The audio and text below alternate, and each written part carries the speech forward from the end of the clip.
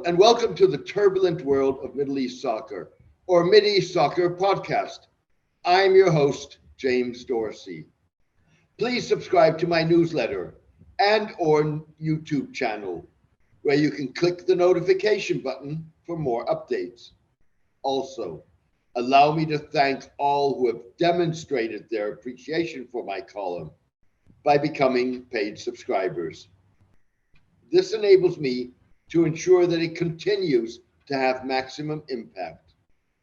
Maintaining free distribution means that news websites, blogs, and newsletters across the globe can republish it. I launched my column 12 years ago. To borrow a phrase from an early proprietor of The Observer, it offers readers, listeners, and viewers the scoop of interpretation. If you are able and willing to support the column, please become a paid subscriber by clicking on Substack on the subscription button at www.jamesmdorsey.substack.com and choosing one of the subscription options. Thank you. Take care and best wishes. Turkey's reconciliation with Saudi Arabia, United Arab Emirates, and Israel is doing little to return the country to its zero problems with our neighbors policy, declared more than a decade ago. To be sure, albeit fragile, Turkey has smoothed feathers with the Gulf states, ruffled by President Recep Tayyip Erdogan when he effectively abandoned the policy by supporting the 2011 Arab popular revolts and the Muslim Brotherhood, coming to Qatar's aid during the 3.5-year-long UAE-Saudi-led diplomatic and economic boycott of the Gulf state, and taking Saudi Arabia to task for the 2018 killing of journalist Jamal Khashoggi in the kingdom's Istanbul consulate. Most recently, Turkey re-established diplomatic relations with Israel after more than a decade of tensions that erupted in 2010 when Israeli commandos killed 10 Turkish activists aboard a Turkish aid vessel, the Mavi Marmara, attempting to break the Israeli maritime blockade of Gaza. Yet with fears mounting of an escalation of the violence on the Israeli-occupied West Bank, the unresolved Palestinian issue constitutes a ticking time bomb in relations between Israel and Turkey. Turkey has insisted that restoring ties with Israel does not mean it has abandoned its support for the Palestinians. Turkey's problem is that it has improved relations with regional powers, none of which border Turkey. By contrast, relations with 4 of its 8 neighbors with which it shares land borders, Iraq, Syria, the Kurds, and Greece, are on a downward spiral, with the specter of armed conflict hanging in the air. At the same time, the Russian invasion of Ukraine has turned the Black Sea into a war zone. Similarly, a potential Turkish offensive in northern Syria would create another war zone in which Turkey risks fighting Kurdish rebels, Syrian troops, and Iranian-backed militias. So far, Turkey has insisted on its right to yet again intervene militarily in northern Syria, but has held off launching a new offensive because of Russian and Iranian opposition.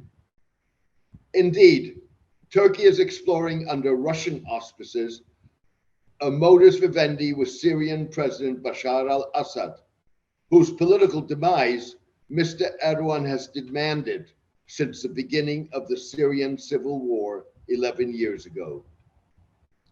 However, reconciliation on terms acceptable to Mr. Erdogan may amount to pulling a rabbit out of a hat, given the wide gap in Turkish and Syrian approaches towards control of Kurdish and other rebel groups in northern Syria. Add to Turkey's strained relations with its neighbors is the so far carefully managed dispute between Turkey and NATO over Swedish and Finnish membership of the Transatlantic Alliance that threatens already troubled relations with the United States. Turkey is demanding the extradition by the Nordic states of scores of ethnic Kurds and alleged followers of exiled cleric Fethullah Gulen in exchange for ratification of Swedish and Finnish membership by the Turkish parliament. Turkey holds Mr. Gulen responsible for a failed 2016 military coup. Rather than easing tensions, Mr. Erdogan and his associates have been fueling the fires. In the latest provocative statement, Mr. Erdogan's Interior Minister, Süleyman Soylu, sounded like he was echoing Iran, that for decades has sought to force a withdrawal of the United States from the Middle East. Mr. Soylu recently charged that Turkey's pro-Kurdish People's Democratic Party, HDP, whose leader is behind bars on terrorism charges, along with the outlawed Kurdish Workers' Party, PKK, that has been waging a 4 decades long low-intensity war in the predominantly Kurdish southeast of the country, are creatures of the United States. This week, the PKK and the Turkish Defense Ministry differed on the reason for the loss of a Turkish Sikorsky helicopter in northern Iraq, where the Turkish military has been targeting Kurdish rebel bases. The Turkish operations have strained relations with the Iraqi government in Baghdad. The PKK claimed that it had downed the helicopter in retaliation for the killing by Turkey of one of its commanders, while Turkey asserted that it had crashed due to technical issues. To complicate things, Turkey, Iran, and Israel are fighting a low-level covert war in northern Iraq over the backs of Iraqi Kurds.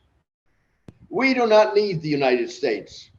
We do not need a Europe that wants us divided and is indifferent to our religion, culture, and beliefs.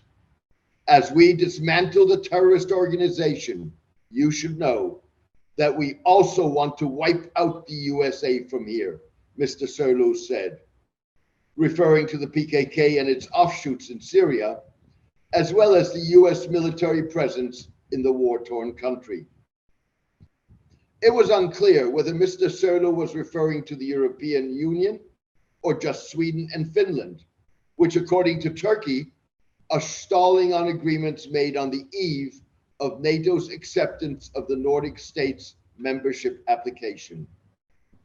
In a similar vein, Mr. Erdogan lashed out at fellow NATO member Greece after Turkey accused Greece of harassing Turkish jets on a reconnaissance mission with a Russian-made S-300 air defense system. Hey, Greece, take a look at history. If you go further, you will pay a heavy price, Mr. Erdogan said, apparently referring to the ethnic cleansing in 1923, when Greeks were forced to leave Turkey and Turks were expelled from Greece in what is euphemistically described as a population exchange. Those in Turkey willing to risk the wrath of an increasingly autocratic Mr. Erdogan joke that if he had been president during World War II, Turkey would be fighting the Germans, British, and Russians all at the same time. Thank you for joining me today. I hope you enjoyed the podcast. Also, thank you to all who have demonstrated their appreciation for my column by becoming paid subscribers. This allows me to ensure that it continues to have maximum impact. Maintaining free distribution means that news websites, blogs, and newsletters across the globe can republish it. I launched my column 12 years ago. To borrow a phrase from an early proprietor of The Observer, it offers readers, listeners, and viewers the scoop of interpretation. If you are able and willing to support the column, please become a paid subscriber. by clicking on Substack on the subscription button at www.jamesmdorsey.substack.com and choosing one of the subscription options. Please join me for my next podcast in the coming days. Thank you. Take care and best wishes.